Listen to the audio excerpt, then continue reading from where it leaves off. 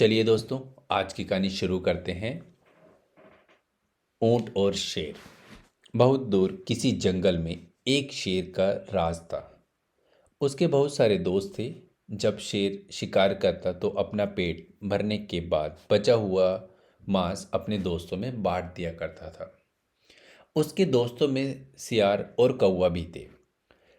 शेर के साथ रहने से उन्हें सबसे बड़ा लाभ यह था कि बिना मेहनत किए उन्हें भोजन मिल जाता था, और वो भी स्वादिष्ट। एक दिन जंगल से गुजरने वाले कारवां का एक ऊँट रास्ता भटक जाता है। सब चले गए और वह जंगल में ही रह गया। वह भोजन की तलाश में जंगल में भटकने लगा। दूसरे जानवरों ने कभी उनके जैसा जानवर नहीं देखा था। उनके लिए काफ़ी अजीब जानवर था। उसे देखकर हंसी भी आती थी, क्योंकि उसका चलने का तरीका भी कुछ ऐसा था। वह एक बड़ा जानवर था, और अगर उसे मारा जाता तो उससे कई जानवरों का पेट भरा जा सकता था। इसलिए सभी जानवर मिलकर शेर के पास गए। ऊँट ने बड़ी विनम्रता से शेर को नमस्कार किया और उसे अपने बारे में बताया। शेर बहुत ही भला था। उसने ऊँट से कहा कि वह जंगल में जानवरों के साथ आराम से रह सकता है। उसे कभी कोई परेशानी नहीं होगी। ऊँट भी खुश हुआ। वह मज़े से ताजी घास पत्तियां खाकर मौज किया करता था। अब उसे भारी सामान नहीं उठाना पड़ता था। ऊँट उस जंगल में ही रहने लगा। लेकिन सियार और कौवे को ये बिल्कुल पसंद ना आया। वह ऊँट का मांस खाना चाहते थे, परंतु वह तो शेर ने उसे जंगल में रहने की इजाज़त दी थी। अब वह दोनों उसे मारने की साजिश करने लगे। एक दिन की बात है। शेर और हाथी में झड़प हो गई। इस लड़ाई में शेर बुरी तरह से घायल हो गया। अब वह ठीक से खड़ा तक तो नहीं हो पा रहा था, तो अपने लिए शिकार कैसे करेगा। अब तो उसके साथ साथ वे भी जानवर जो उसके खाने पे रहा करते थे, वो भी भूखे मरने लगे।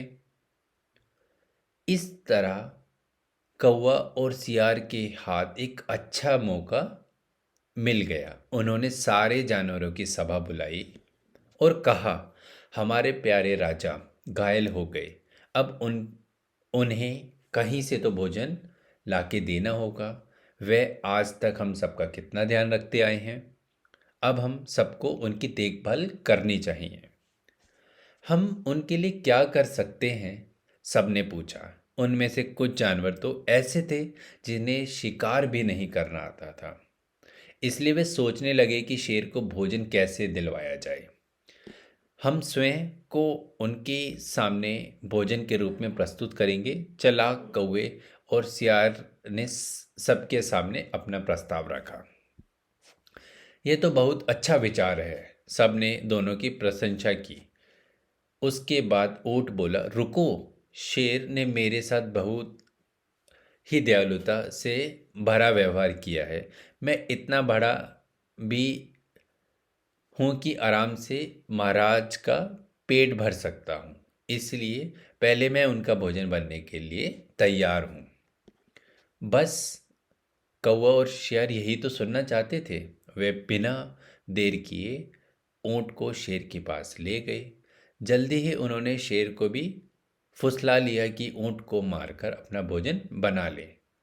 जब शेर ने ऊँट को मारकर भरपेट खाना खा लिया, तो कौवे और सियार ने भी दावत उड़ाई। इस तरह बेचारा ऊँट मारा गया। तो यही थी आज की कहानी। Thank you. दोस्तों, अगर आपको हमारी कहानी पसंद आई तो कृपया लाइक कमेंट एंड शेयर कीजिए। और यदि आप सुनना चाहते हैं अपनी कहानी मेरी जुबानी, तो आप मेरे को मेल कर सकते हैं।